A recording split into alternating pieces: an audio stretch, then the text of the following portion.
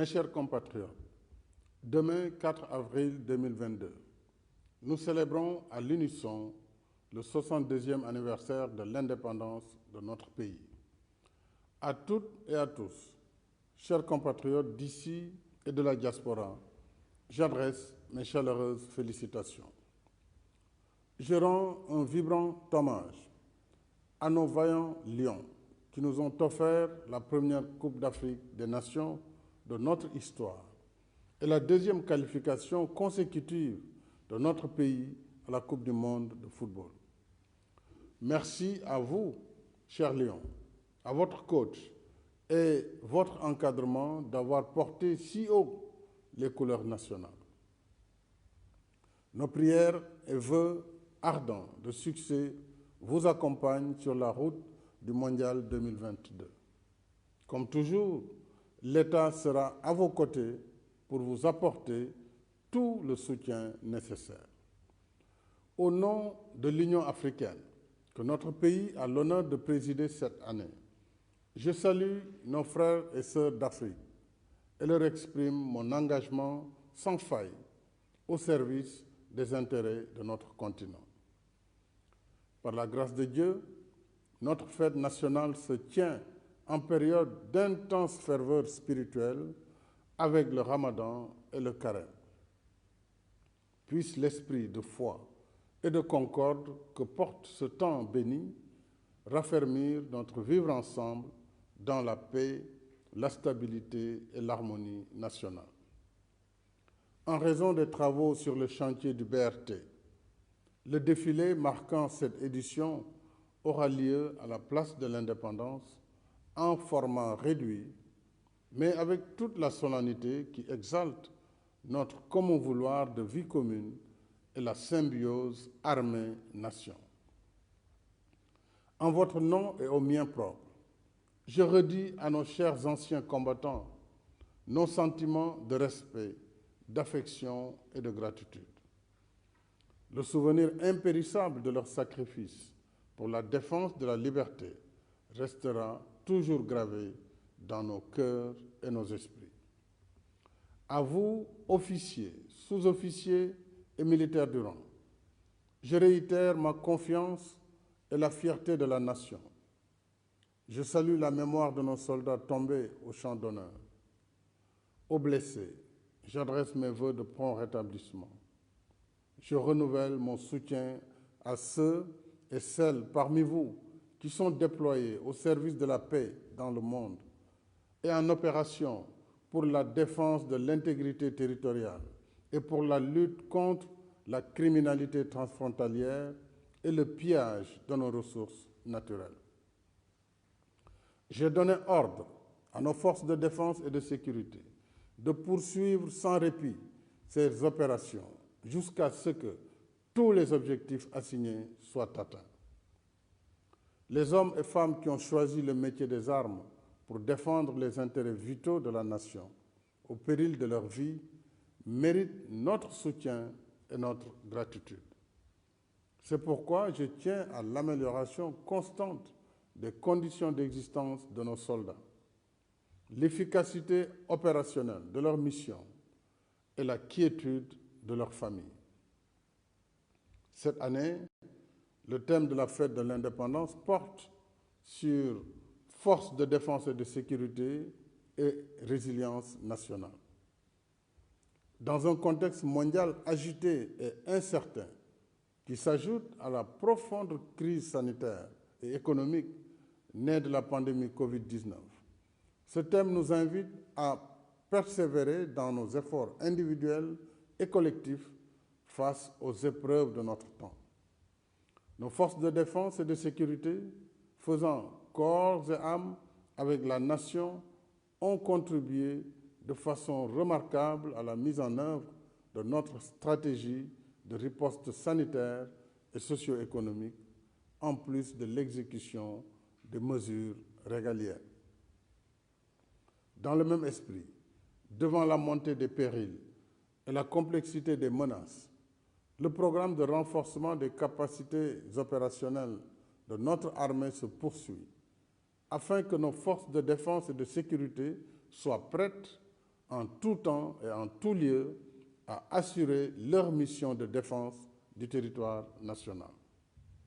En outre, 12 nouveaux escadrons de gendarmerie, 11 commissariats de sécurité publique et 3 postes avancés aux frontières ont été créés, en plus de l'acquisition de nouveaux moyens de lutte contre la grande délinquance et la criminalité organisée. Ces efforts, parmi d'autres, seront maintenus et renforcés.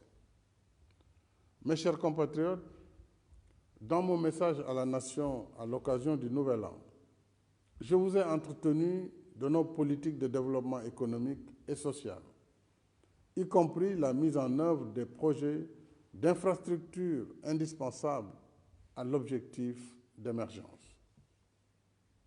Depuis lors, nous avons inauguré le stade Abdoulaye Wade de Diamniadio et le pont Nelson Mandela de Foundiougne, mis en service l'autopont de Cambérène et lancé les travaux de la deuxième phase du TER pendant que l'exécution des projets du BRT et de l'autoroute Mbour-Fatick-Kaolack progresse à un rythme satisfaisant. En même temps, la formation au métier, l'emploi et l'insertion socio-économique des jeunes restent au cœur de mes priorités. La mise en œuvre du programme d'urgence Xëyu Ndaw ñi, financé à hauteur de 450 milliards de francs CFA sur 3 ans, se poursuit au sein des pôles emploi et entrepreneuriat pour les jeunes et les femmes. De l'ADER, de l'ANPEJ, de l'ADPME, du FONGIP, du FERA, du Promoville, de l'AGETIP, du 3FPT et de la Convention nationale État employeur privé. Au total, dans différents secteurs tels que l'environnement et le cadre de vie, la santé, le tourisme, la sécurité, le service civique national et l'animation socio-éducative, le programme d'urgence a généré 46 334 emplois, 12 200 bons de formation et financé 86 023 bénéficiaires.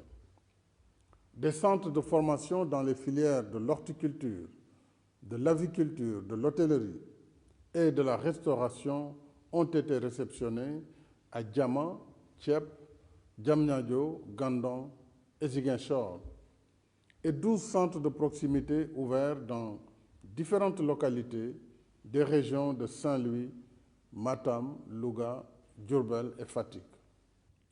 Ce soir, mes chers compatriotes, considérant le risque élevé de pénurie et de flambée des prix en raison de la crise mondiale, j'appelle à une mobilisation générale pour accroître et valoriser davantage nos produits agricoles, d'élevage et de pêche.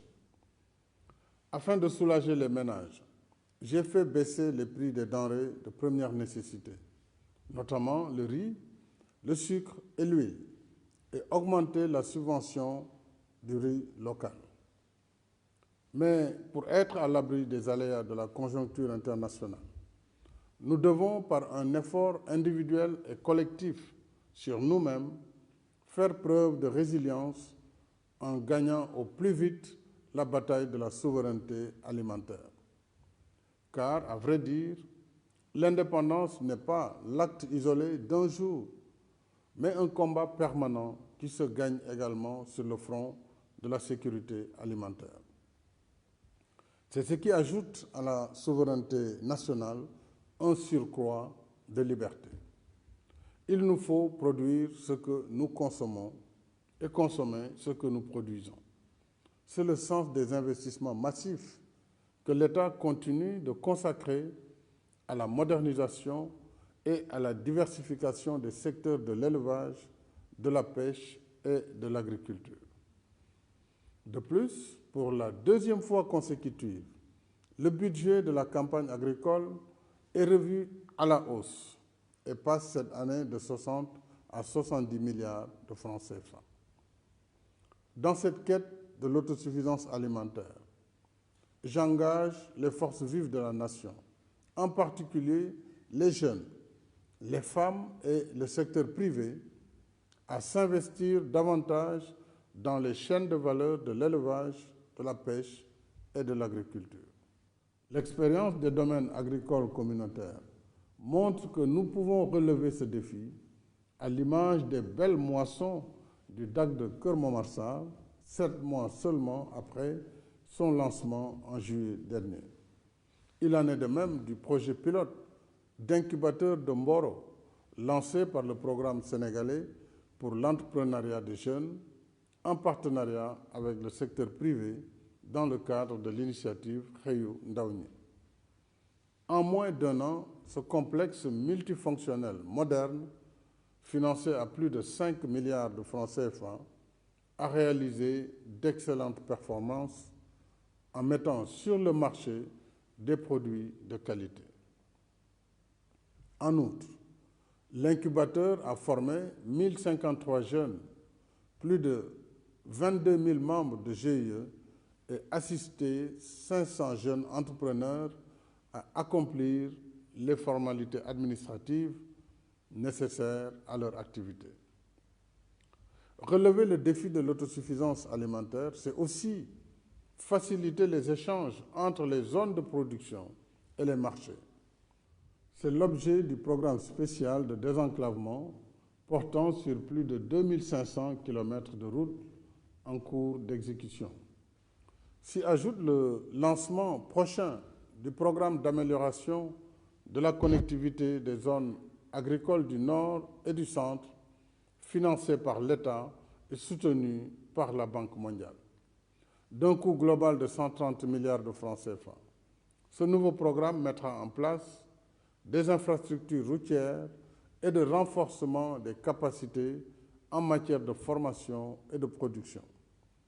Il permettra, entre autres, de faciliter l'accès aux zones de production agricole, de pêche et d'élevage, afin d'améliorer les conditions de transport et renforcer les échanges intérieurs avec les pays voisins. De plus, le volet rural du programme d'appui aux communes et agglomérations du Sénégal, PACASEN Rural, financé à hauteur de 352 milliards de francs CFA, démarrera cette année pour améliorer l'accès aux services sociaux de base dans 435 communes. Je rappelle que la composante urbaine du PACASEN est déjà en cours d'activité. Les politiques d'équité territoriale et de justice sociale resteront toujours au centre de mes préoccupations, car du fond de mon cœur, je veux que chaque Sénégalaise et chaque Sénégalais ait sa part de bien-être, de dignité et de décence qu'une nation qui se veut solidaire, unie et indivisible peut offrir à tous ses citoyens. Telle est la vocation de la nation sénégalaise. C'est le legs que nous ont laissé les anciens et c'est l'héritage que nous devons aux générations futures. Pour ma part, je resterai sans relâche le gardien vigilant de ce patrimoine national et des exigences attachées à nos valeurs de culture et de civilisation. Ensemble, mes chers compatriotes, sur la voie tracée par nos anciens, continuons de bâtir cette nation riche de sa diversité, cette nation chaleureuse et accueillante qui nous couvre et fait battre notre cœur à chaque instant de notre vie pour donner vie et force à notre destin commun. Vive le Sénégal, bonsoir et bonne fête de l'indépendance.